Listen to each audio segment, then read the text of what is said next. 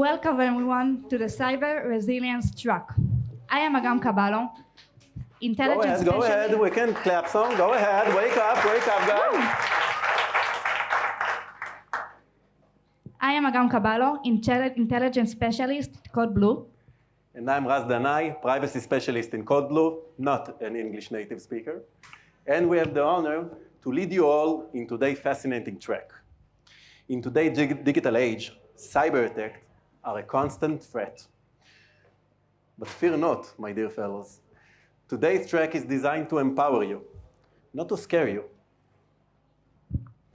We will help you understand why cyber preparedness is a critical, and we will equip you with actionable and practical tips. Here's the thing. Preparedness goes beyond simply adding security tools, right? Yeah. It's about having a comprehensive plan in place, a roadmap for what needs to be done, and how to continuously ensure that you are ready to respond effectively, even when an attack breaches your defenses. By being prepared, you can do more than be ready to a case that the air conditioning doesn't work well. You can also reduce the duration of the cyber crisis. You can protect your company reputation, which is valuable in today's competitive market. You can also minimize your regulatory breaches and business continuity plan. Also, this you can provide. No need to mention even the C-level responsibility and accountability. All of those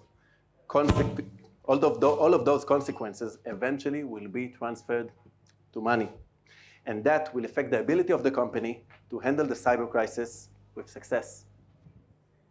There is a famous quote by the former FBI director, Robert S. Mueller. There are only two types of companies, the ones that have been hacked and the ones that will be hacked.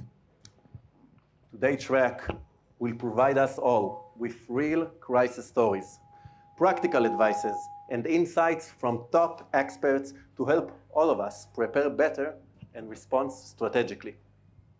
Let's kick things off with an opening remarks from Refael Franco, founder and CEO of Code Blue, and a cybersecurity veteran with extensive experience, including serving as a Deputy Director General of the Israeli Cyber Directorate.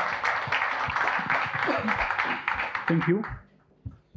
Wow, I'm exciting to see all of you here. Wonderful faces. Wow. Wonderful faces.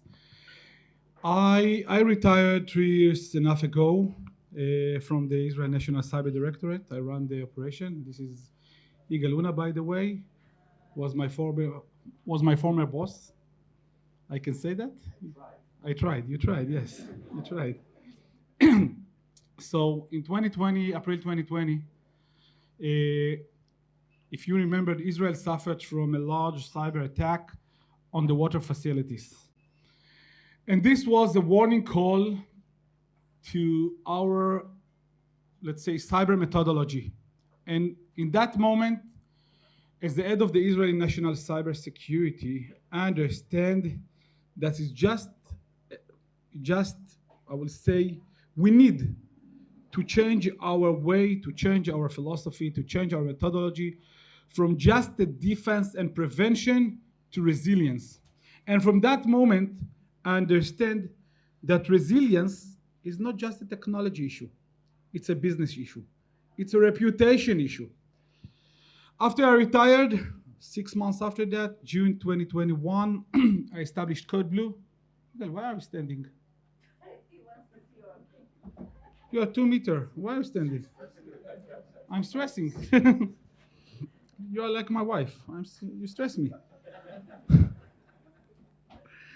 So I developed the Code Blue as a crisis company, crisis management company. And during the time, I understand more and more that there are many aspects of cyber crisis. Of course, most of them are reputation.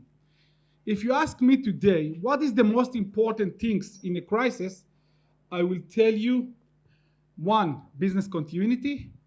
Second, to keep the reputation of the company. and the people that work for this company.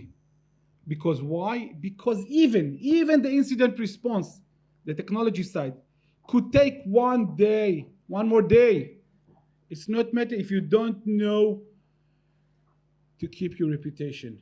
So our track is covering any aspect of cyber resilience, technology, negotiation, business continuity, command and control, legal, PR, of course, and so on. So you have the opportunity from my side to learn from the best people, not just in CodeBlue, in our industry, to learn more about cyber resilience. So this is first. Second, as a visionary, I established a book that called Plan B. Plan B is the first methodology of resilience.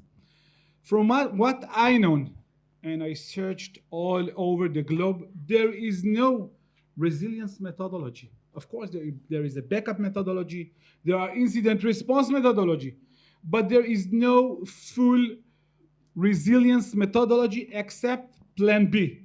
So the books is here outside, the version 2, this is the version 2, the version 1 are covered more than 3,000 copies. And we have a new version, and not just a Plan B. We also build a notebook. If you see the notebook outside, there are new notebook to help you to prepare and to manage a crisis. Why? Because we believe the new skill of resilience, it must be in any C-level, CISO, CIO, and of course, CEO. So this is for you as a present, my Plan B book. The last but not least, as a CodeBlue, we try to predict what will be. You can answer. Yes. What will be the sequences? What will be the result of company that affected from a massive and large cyber attack? We try to predict, and we develop, in the beginning, we develop a nice resilient questionnaire with my friend in Stanford University. And this is the first questionnaire or assessment to give you the ability to understand if you can resilience or not, if you can recover or not. And we are covering, as I mentioned, a lot of aspects and not just the technology aspect. And to be honest, we are very proud to be the first one that built an assessment. And above of that, we built the Blue Castle. The Blue Castle product, it's a virtual war room with a lot of predictions tools that help us, not you, to help us to make more efficiency, to help you to recover fast from cyber attack. Today, you will see from a lot of people how to deal with a crisis, how to run a crisis, how to take the crisis and minimize the damage. And this is the most important key. So thank you for coming. Thank you, ladies and gentlemen.